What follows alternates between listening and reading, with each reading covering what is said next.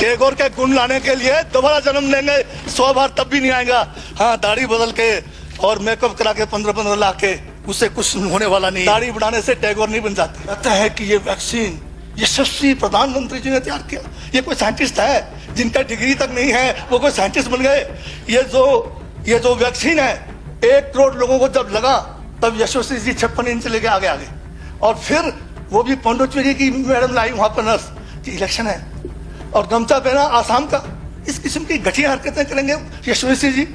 मोदी की सुरक्षा में 24 घंटे में 1 करोड़ रुपए दिन का खर्च कर रहे हैं और साल में 591 करोड़ 30 लाख रुपए आप खर्च कर रहे हैं। अंधा बांटे रेवड़ी फिर के अपने को ये यशस्वी प्रधानमंत्री है क्या? इस किस्म के प्रधानमंत्री को यशस्वी कहेंगे? मैं ये पूछना चाहता हूँ, भूटान को 10,000 करोड़, मंगोलिया को 70,000 करोड़, बांग्लादेश को 15,000 करोड़, मॉरिशस को 5,000 करोड़, नेपाल और अफ्रीका के देशों को 39 अरब करोड़, सरदार स्टैचू को 3,000 करोड़, उद्योगपतियों का ऋण माफ करने के लिए 5,55,000 करोड़, मोदी की विदेश यात्राओं पर 25,000 करोड़ और बीजेपी का मुख्यालय का 350 करोड़, मोदी और बीजेपी के विज्ञान पे 5,000 करोड़ और पिछले 5 सालों में कुंभ के मेले में 15,000 करोड़ और यूएसए के प्रेसिडेंट ट्रंप को नमस्ते करने के लिए 100 करोड़।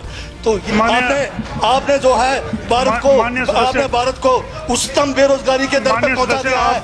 आज विश्व में भारत जो है भूखमरी में बांग्लादेश से भी नीचे है, आज पाकिस्तान से भी नीचे है। जिस देश में 25% जो है रात को भूखा सोए, उस देश का प्रधानमंत्री यशस्वी है क्या? जिसने देश की आर्थिकी को बिल्कुल नीचे कर दिया, छिन-भिन कर दिया, जिसने जीडीपी खत्म कर दिया, जिसने नोटबंदी में लोगों को जो है नोटबंदी के तहत जो है लोगों को मरवा दिया, जिसने नौकरियां खत्म करा दी, जिसने महंगाई चरम पे पहुंचाई, जिसने पेट्रोल 100 रुपए कर दिया, डीजल 100 रुपए कर दिया, क्या वो यशस्वी है? क्या उसको यशस्वी कहेंगे आप?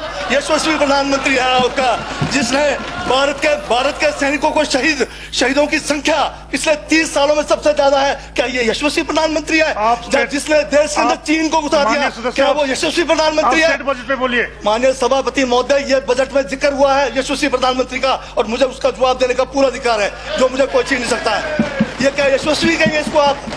बहुत यशस्वी है। देश का जो है आज बिल्कुल देश को आर्थिक रूप से कंगाल, राजनीतिक रूप से कश्मीर से कन्याकुमारी जो अखंड भारत है वो खंड होने जा रहा है। हिंदू मुस्लिम कर करके आपने जो है इस देश की जो है ऐसी तैसी फेर रखी है। और अब जब मैं कह रहा हूं तो आपको तकलीफ हो रही है। आप बताइए क्या तकलीफ की उसमें है? आप अब दादा अभी लाल किला आपने बेच दिया, रेलवे स्टेशन आपने बेच दिया, एयरपोर्ट आपने बेच दिया, यशस्वी प्रधानमंत्री है। कोयले के खदाने आपने बेच दिया, रेलगाड़ी आपने बेच दिया, बंदरगाह आपने बेच दिया, बेकिस्मती जमीनें आपने बेच दी यशस्वी प्रधानमंत्री जी ने। और कहते हैं कि देश बदल रहा है, देश बिक रहा है। महाराज ये कहिए देश बिक रहा है। LIC तैयार है बेचने के लिए, IDB भी तैयार है, ये जो एयर इंडिया तैयार रखा हुआ है, BSNL बेचने वाले हैं, ONGC बेचने वाले हैं। छोड़ने वाले क्या? आखिर में ये देश को भी बेच के चले जाएंगे। क्या है उनका? एक झोला है, झोला लेके चल पड़ेंगे। ये है आपका यशस्वी प्रधानमंत्री। ये यशस्वी प्रधानमंत्री है। दाढ़ी बढ़ाने से टैगोर नहीं बन जाते। ये है आपका ना बिल्कुल। और जो जहर आप लोगों ने जो है इतने सालों में इस देश के अंदर जो है आपने जो इस देश में बीजा है, उससे वो जो है ये बजट पे ही है। सर स्पीकर सर यशस्वी प्रधानमंत्री जी का जिक्र बजट में आया है, इसलिए मुझे भी जवाब देना पड़ा है। और मैं यहाँ ये कह के इस बात को समाप्त कर देना चाहता हूँ, बर्बाद गुलिस्तान करने को तो एक उल्लू काफी था। हर शाख पर उल्लू बैठा है, अंजामे गुलिस्तान का क्या होगा? तो ये हाल है आपके। अब बजट में सुशासन की बात की है आपने, और गवर्नर स्पीच में डाला जरूर है आपने। इस बार जो है थोड़ा हल्के में अपने बजट में कहा है। उसमें आपने कहा है सुशासन और विश्वास के 3 साल विकास के। डायलॉग मानने में तो आपका मुकाबला नहीं है। जुमले की सरकार है, जुमलाबाजी में तो आपका रिकॉर्ड है, और ट्रंप को भी पीछे छोड़ गए। सबका साथ सबका विश्वास, सुशासन की बात है, भ्रष्टाचार खत्म करने की बात है। मुझसे पहले साथियों ने भ्रष्टाचार के बहुत सारे विभागों को बताया, मैं उस पर जाना नहीं चाहता। पर सुशासन है कहाँ? ये तो कुशासन से भरा हुआ है। आज किसी भी क्षेत्र में आप जाइए, किसी भी डिपार्टमेंट में जाइए, वहां सुशासन नहीं है, केवल जो है कुशासन चला हुआ। फिर सबका साथ सबका विश्वास। अब कहाँ है सबका साथ? बजट आप जो है अपने को देते हैं। बजट में चाहे टूरिज्म का हो, चाहे आईपीएच का हो, चाहे फॉरेस्ट का हो, चाहे गौशालाओं की बात हो, चाहे स्कूलों की बात है, तो सारा का सारा तो आप अपने आप को देते हैं। तो बताइए किस तरह से सबका साथ हो रहा है? खाली भाषण बोलने से नहीं होता है, उसको आपको जानना भी पड़ेगा कि किस तरह से आप सबका साथ दे रहे हैं। फिर विकास की बात आप नहीं कर रहे हैं। जब आपने पहला बजट पढ़ा, बड़े जोर शोर से आपने कहा कि हम विकास पैदा कर रहे हैं। हमने भी माना कि आपने विकास पैदा किया। मैंने उस समय भी कहा कि ये जो आपने जो विकास पैदा किया है, ये अपंग है, कुपोषित है, ये जो है आगे बढ़ने वाला नहीं है। और आज 4 साल हो रहा है, वो आपका विकास बेचारा रैंक नहीं पा रहा है। चलना तो छोड़ो, अभी रैंक भी नहीं पा रहा है। इसलिए आपने अब छोड़ दिया है विकास के बारे में बात करना। अब वेंटिलेटर लाया हुआ है आपने, ऑक्सीजन है नहीं, वेंटिलेटर चलता नहीं, विकास बेचारा अधमरा पड़ा हुआ है। अब तो ये स्थिति आ गई कि आपने अंतिम यात्रा तैयार कर दी उसकी। बढ़िया है, जल्दी से अंतिम यात्रा करिए, ले जाइए कहीं उसको किसी बढ़िया शमशान में, जो भी करना, चाहे दफनाना है, चाहे उसको अग्नि में देना है, दे दीजिए। क्योंकि हम आने वाले हैं बढ़िया विकास लेकर, जो शुरू से दौड़ेगा, जो तेजी से दौड़ेगा और हिमाचल को जो है आगे पहुंचाएगा। आपने अभी जो है ये जो विकास की बात हुई है, इस विकास को अब आज गोद, ऐसा तो है कि गोद भी ले सकते थे आप, और अब 4 साल आखिरी साल में कौन आपको अपना विकास देगा गोद लेने के लिए? क्योंकि गोद लेने के लिए भी कानून में बना हुआ है कि उस किस्म के कानून चाहिए जिससे आप गोद ले सकते हैं। तो अब आपका अंतिम यात्रा शुरू हो गया है, बहुत अच्छा है। बार बार आप जनमंच की बात करते हैं, बहुत बढ़िया बात है। अब जनमंच केवल लंच मंच रह गया है, मंत्रियों का भी अभिनंदन करने का मंच रह गया है। क्योंकि मंत्रियों को गांव में लोग मिलते नहीं है, तो सरकारी खर्चे पर लंच देकर लोगों को, बीजेपी के कार्यकर्ताओं को इकट्ठा किया जाता है। और वहां पर जो काम होते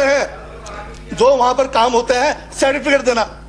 अब आप बताइए, सर्टिफिकेट देने के लिए इतना खर्चा कराते हैं आप? सर्विस गारंटी एक्ट है, उसके अंदर हर डिपार्टमेंट को टाइम फिक्स किया हुआ है कि एक सर्टिफिकेट कितने घंटे में देना है। अगर वो अधिकारी टाइम से नहीं देता है, उसको सजा देने का प्रावधान है। आपने जनमंच के द्वारा जो सर्विस गारंटी एक्ट है, उसको जो है आपने डाइल्यूट कर दिया है। आप अपने जो है राजनीतिक फायदे के लिए आपने जो है असली जो कानून है उसकी धज्जियां उड़ाई है, और पब्लिक का जो पैसा है लंच में और मंत्रियों के अभिनंदन में खर्च करके आप हिमाचल के गरीब लोगों के साथ जो है एक किस्म का बदला मजाक जो है आप करने जा रहे हैं। और ये जनमंच बेमानी है, ये जनमंच जो है आपका प्रोपेगेंडा मंच है। और योजना विभाग, नाम बदलने में तो आप माहिर है। मुझे तो डर लगता है जाते जाते कहीं हिमाचल का नाम भी आप ना बदल दे, क्योंकि आपने जाते जाते जो है योजना विभाग का नाम बदल दिया। योजना प्लानिंग करता है, पैसा भी देता है। केंद्र में भी जो है योजना कमीशन को बदलकर प्लानिंग कमीशन को नीति आयोग बना दिया। सिर्फ नीतियां बनाते रहेंगे, पैसे का हक तो जो है बांटने का जो पावर था प्लानिंग कमीशन को, वो तो मोदी ने छीन लिया। और हिमाचल में भी आप वही करने जा रहे हैं कि प्लानिंग नहीं करना है, सिर्फ आपने जो है नीतियां बनानी है। बस बड़े बड़े जो है शेख चिल्ली के जो काम करने हैं उसके लिए आप हैं। अब इसमें चाटुकारिता की बात हो गई है। यहाँ पर भगवान अवतारित कर दिए, शिव जी अवतारित हो गए हैं, कृष्ण जी अवतारित हो गए हैं। भगवान राम को तो पहले हाईजैक किया हुआ बीजेपी ने। अब ये 3 भगवान एक ही युग में पैदा हो गए, इनकी लड़ाई हो जाएगी आपस में। ये जो है लड़ पड़ेंगे, कंस को नहीं मारेगा। ये जो है राम कृष्ण और जो है शिव जी जो है आपस में तांडव डांस हो जाएगा। आप वो कर रहे हैं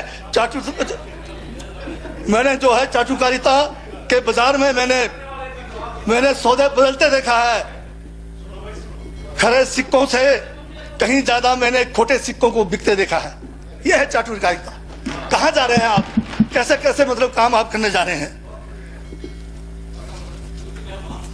फिर स्वर्ण जयंती, बहुत बड़ा आयोजन। जिस महान लोगों ने हमें स्वर्ण जयंती मनाने लायक पहुंचा, उनका नाम लेना आप भूल गए। इतने संकीर्ण विचार मत रखे माननीय मुख्यमंत्री जी। जिन महान लोगों के कारण हिमाचल बना है, आप उनका नाम लेना नहीं चाहते।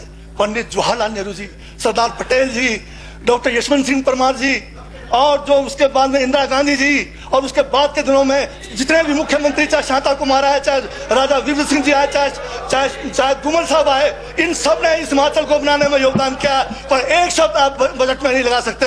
इतनी संकीर्णता क्यों है? इतना जो है आप छोटी सोच आप क्यों रखते हैं? कुछ मैं ये कहना चाहूंगा, सियासत की रंगत में ना डूबे इतना कि वीर शहादत अपने आए को भी नजरअंदाज करें। तो इतना ज्यादा ना डूबे आप। आपने पोस्टर करोड़ों रुपए के पोस्टर लगा दिए।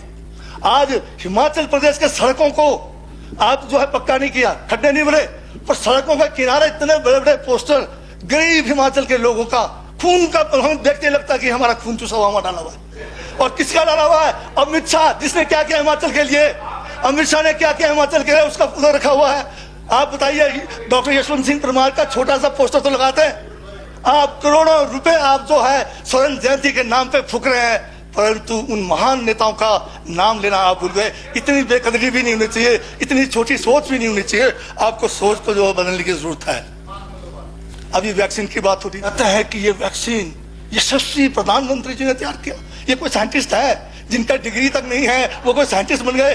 ये जो वैक्सीन है 1 करोड़ लोगों को जब लगा, तब यशस्वी जी 56 इंच लेके आगे। और फिर वो भी पौंडुचेरी की मैडम लाई वहां पर नर्स कि इलेक्शन है और गमछा पहना आसाम का। इस किस्म की घटिया हरकतें करेंगे यशस्वी जी। ये जो serum institute of India Pune का है, ये आज का नहीं बना है, 1966 में ये बना। और जो बायोटेक है जहां से ये वैक्सीन बन रहा है, ये 1966 में बना है। ये दोनों प्राइवेट फर्म्स हैं, एक पैसा केंद्र की सरकार ने नहीं दिया। एक जो है कोड़ी का इनका उसमें वो नहीं है। आज माननीय सदस्य अब बाइंड अप करते हैं सर, 2-3 मिनट और लेता हूँ सर। काफी हो गए, 2-3 के 15-16 मिनट हो गए।